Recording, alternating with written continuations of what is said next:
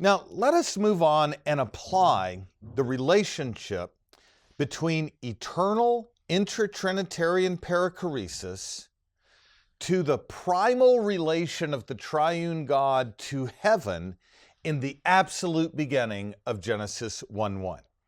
And as we do this, we'll try to develop the connection between Trinitarian perichoresis on the one side and the Encoronation of the Son of God in the heaven temple and the Endoxation of the Spirit of God in the heaven temple in the absolute beginning of Genesis 1:1.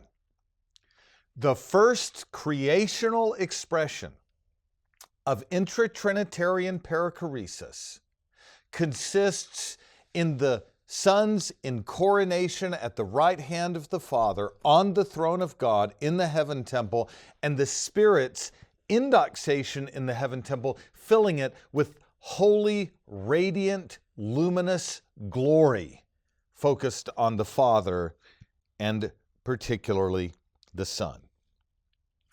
Now, Klein has pioneered a doctrine he called the Endoxation of the Spirit, and for the sake of familiarity, I'll begin by expounding that. I've done that in previous lectures and modules, but let me give you an overview. Endoxation, according to Klein, is the biblical teaching that in the absolute beginning, when the heaven temple was created as the permanent dwelling place of the glory of God, the Holy Spirit, the Spirit of the Father and the Son, filled that realm with, quote, an epiphany of the Spirit, end quote. God, Heaven, Armageddon, page 13. An epiphany is a supernal revelation of God in the upper register. Klein uses the language of epiphany to speak of revelation in the presently veiled invisible heavens of Genesis 1:1. And he says, as an epiphany, quote, the glory that constitutes heaven is identifiable with God, but at the same time, this glory revelation is a created phenomenon. End of quote.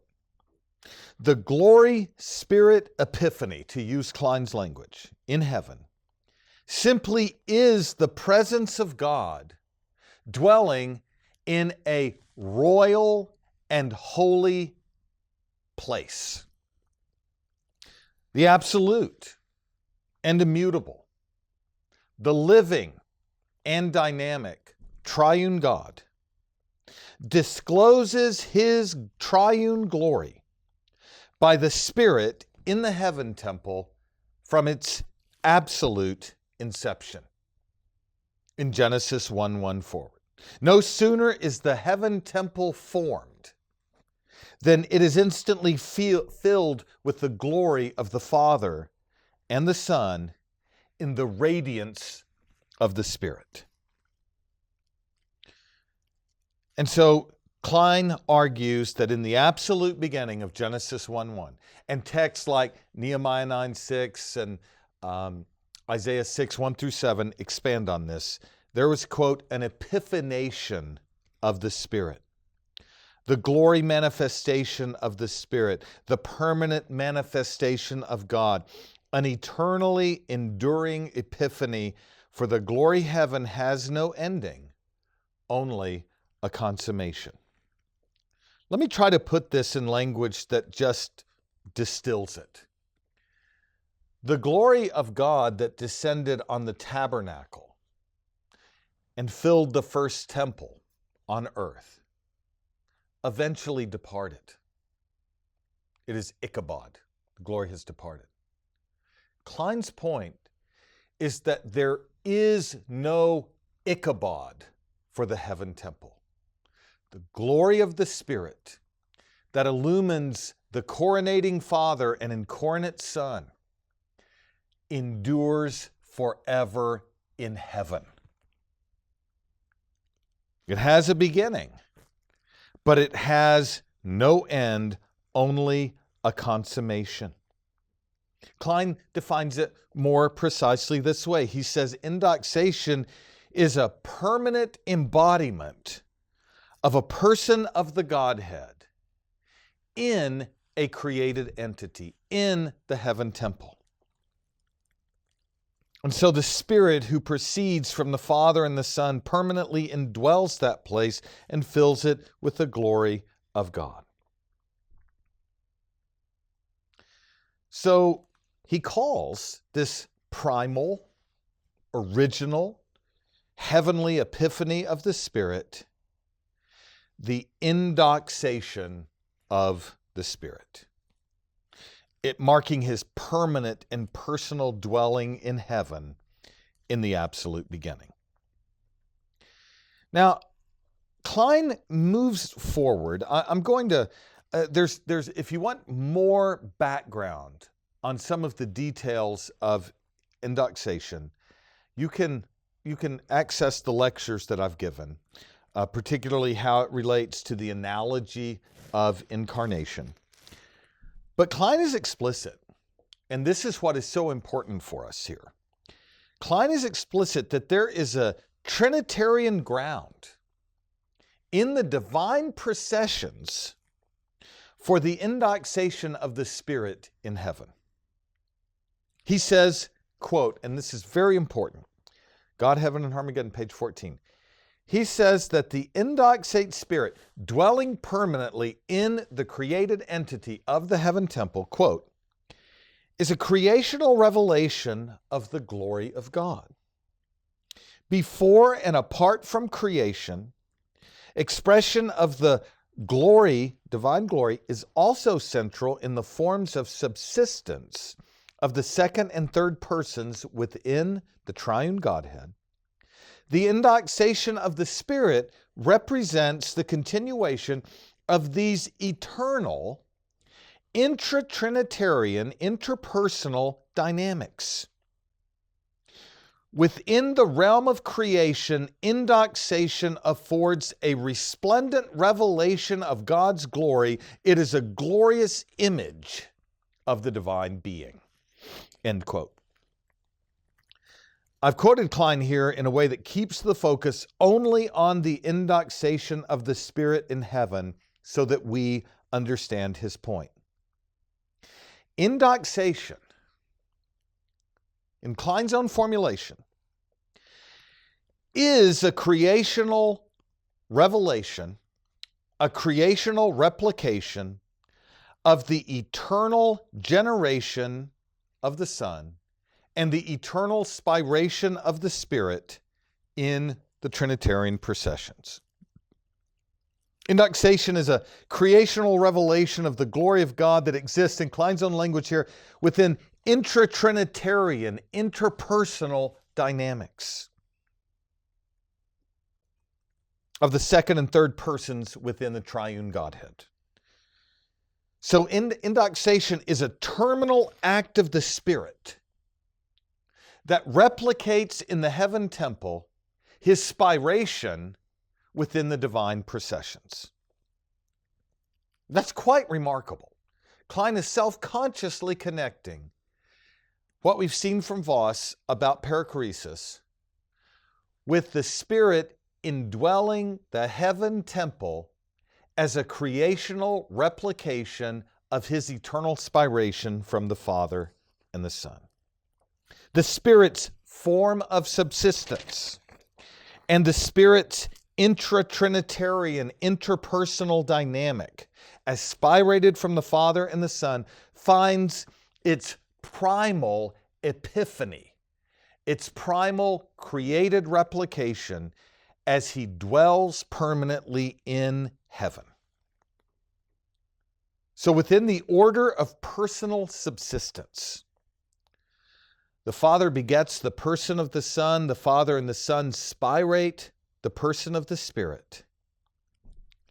And in those dynamics, in that, to use Voss's language, in that eternal movement and internal circulation and personal indwelling of Father, Son, and Holy Spirit, you find the explicit Trinitarian ground for the concept of the endoxation or indwelling of the Spirit in the heaven temple in the absolute beginning. And Klein then makes it clear that endoxation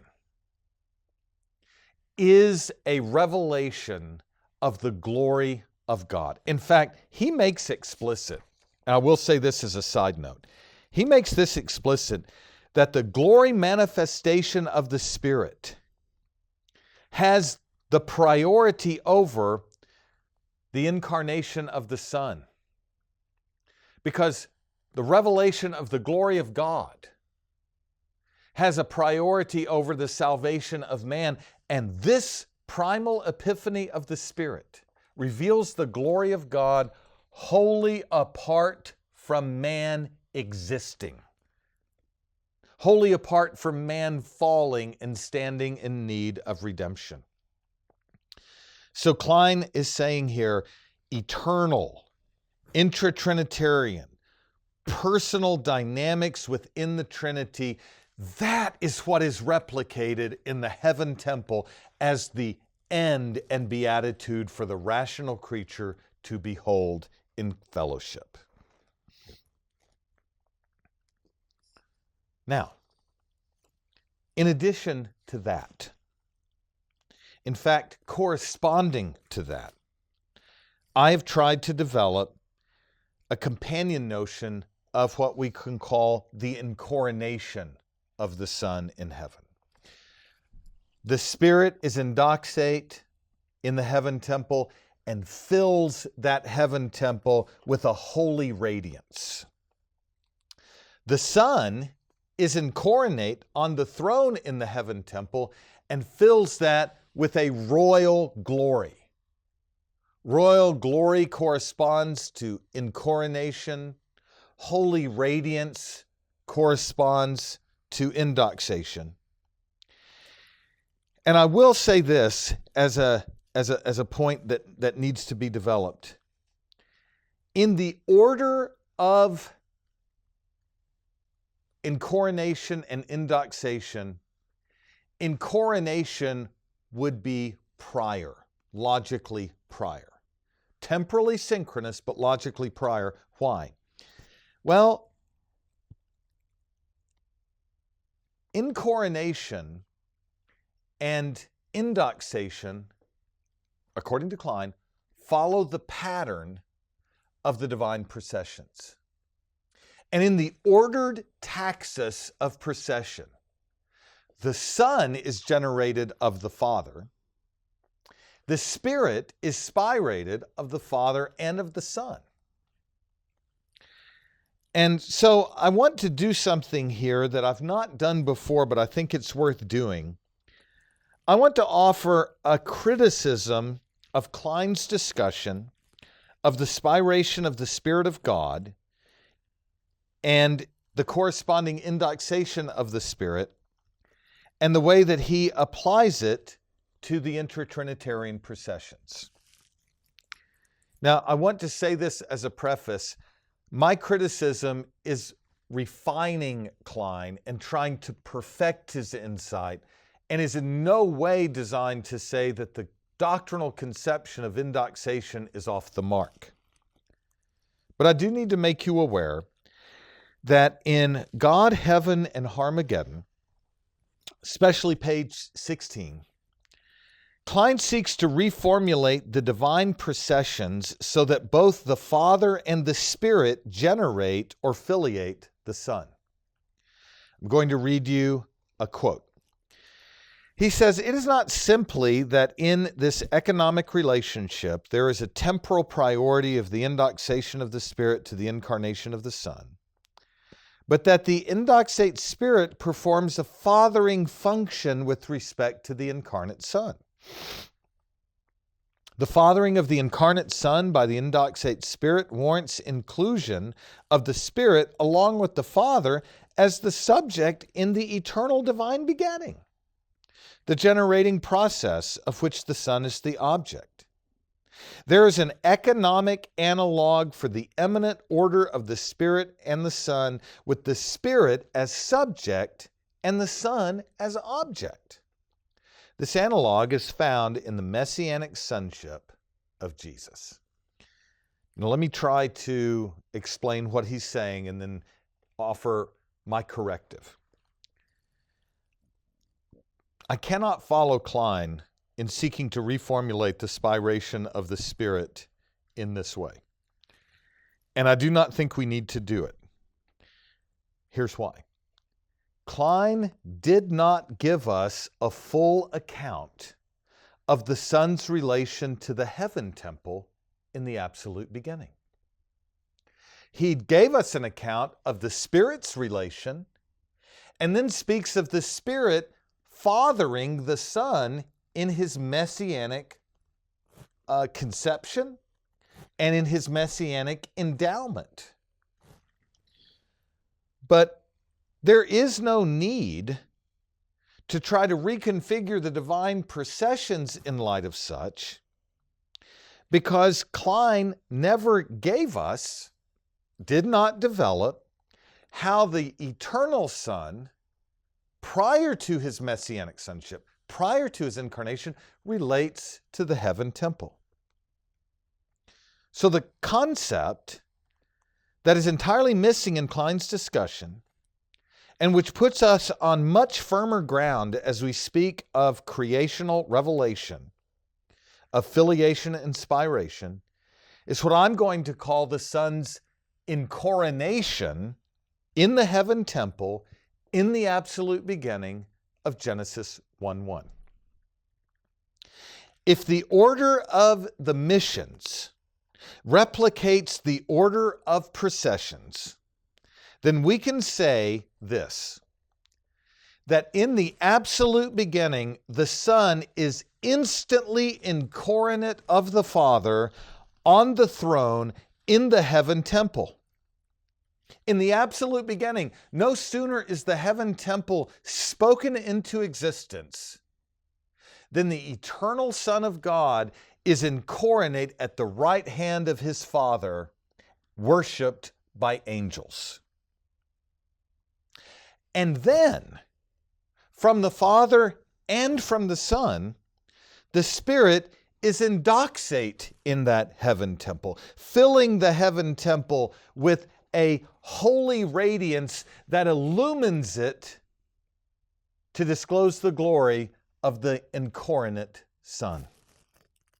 Now, if this is the case, we don't need to reformulate the divine processions in light of the abnormality of sin and what transpires in the incarnation of Jesus.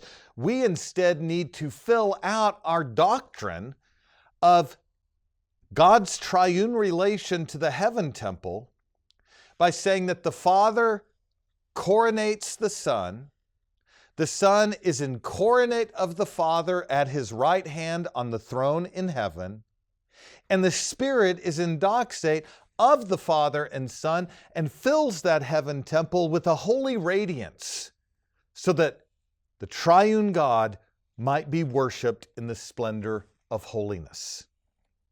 The heaven temple is, listen, I'll turn this to Thomas soon. The heaven temple is the permanent revelational realm of worship. It is the place sanctified by the Spirit, regalized by the Son, for the sake of the worship of the triune God in his primal, epiphanic, and permanent disclosure of glory. And so the eternal Son is incoronate at the right hand of the Father in heaven. Now, I'm going to just give you an overview of the argument here. But I want you to be aware that at the Reformed Forum Conference in 2022, and then in the concluding course in the Reformed Academy, where Dr. Cassidy and I critique Barth, I developed some arguments, exegetical arguments, for the incoronation of the Son at the right hand of the Father in heaven. And to give you just the briefest overview of this, and not to develop it as much as it could be developed, when you read Colossians 1:15 and 16, the following baseline insight emerges. That the Son is the eternal image of the invisible God, 15a. But in verse 16b especially, Paul brings into view, listen, a direct, expansive interpretation of Genesis 1:1. Genesis 1:1 is interpreted by Paul in verse 16b. The Son is the firstborn over all creation, and by him all things were made, things in heaven and on earth, things visible and invisible. 1:16b of Colossians is a chiastic structure. And in the chiasm, heaven corresponds to what is invisible, earth corresponds to what is visible. And the point, as we think about it, is this. It's a twofold point. Heaven was completed in an instant, whereas the earth was created in an inchoate form, a formless void, 1:2, and was then formed and filled in the space of 6 days, verses 3 through 31. Heaven was created in its glorious fullness in a punctiliar instant. The earth was created in its glorious goodness in a developmental movement. And the point that Paul makes here is that in the absolute beginning, the eternal Son of God disclosed his royal glory by creating all things, invisible and visible, heavenly and earthly. That's point one. Point two, in 16c, you find an allusion to Nehemiah 9:6, Isaiah 6:4, and other related texts. Remember Nehemiah 9:6? The Lord has created heaven, and the what? Host of heaven worships him. Isaiah 6, Isaiah looks in Isaiah 6:4 and sees what? The Lord seated on his throne, and the train of his robe fills the temple. And the seraphim encircle him in endless worship and praise. Nehemiah 9:6, Isaiah 6:4 teach the Encoronation of the Lord, the eternal Son of God, at the right hand of the Father, on the throne, in heaven, worshiped, adored, and served by angels. And Colossians 16b is an inspired apostolic interpretation of those texts. Let me read it. By him all things were created, things in heaven and on earth, visible and invisible. There's the chiasm. Whether thrones or dominions or rulers or authorities. That reference to thrones, dominions, rulers, or authorities is what Meredith Klein calls the glory council, the angelic host. And the Son created those hosts and is enthroned over those hosts as the royal creator. The net effect is this: the eternal Son of God, generated by the Father, with regard to his personal existence, God of himself with respect to his essence. He was encoronated in heaven, enthroned in heaven, as the living and immutable Son of God, far above all creatures, whether thrones or dominions or rulers or authorities. Jeremiah 17:12 is probably also in the background. A glorious throne was set on high from the beginning. Genesis 1:1. And that is the place of our dwelling. Why? Because it's the place of the dwelling of the Lord. It is the place of Encoronation.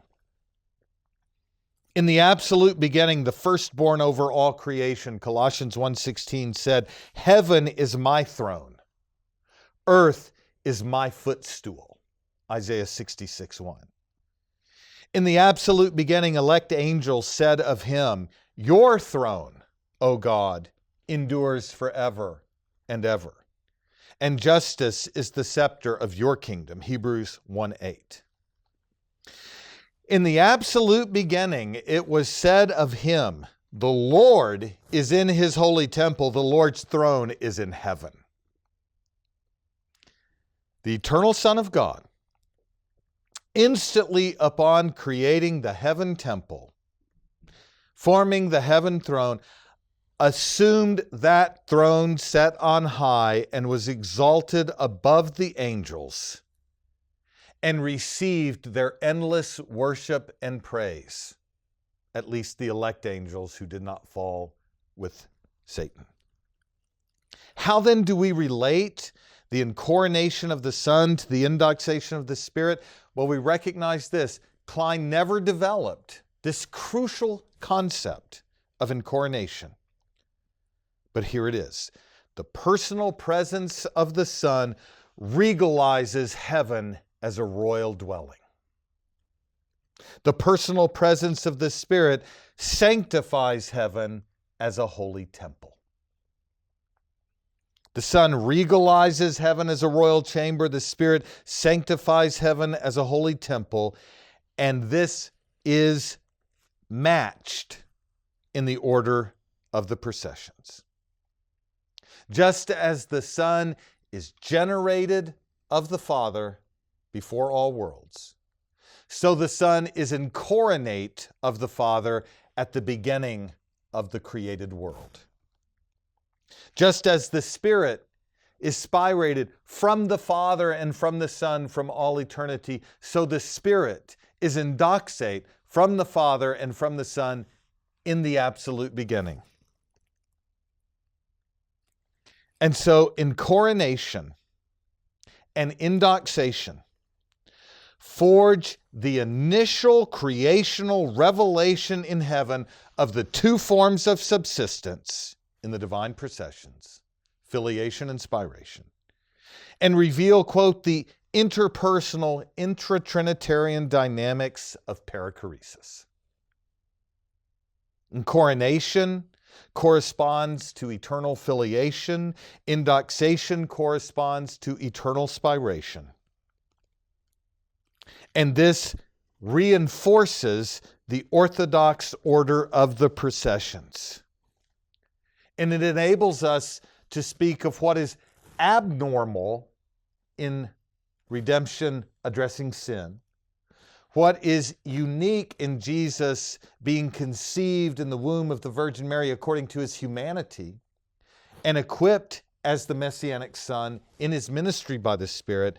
But there is no need to read into the processions a new and unprecedented order, because we understand that from the very beginning, Encoronation replicates generation, Endoxation replicates spiration, so that creatures, listen, might not ever be absorbed into the being of God, might not ever be ontologically reproportioned into the processions of God, but that rational creatures under covenant with God, represented by either Adam or Christ, might advance to that realm of glory to behold the primal, enduring epiphany of the coronate Father, the incoronate Son, and the Endoxate spirit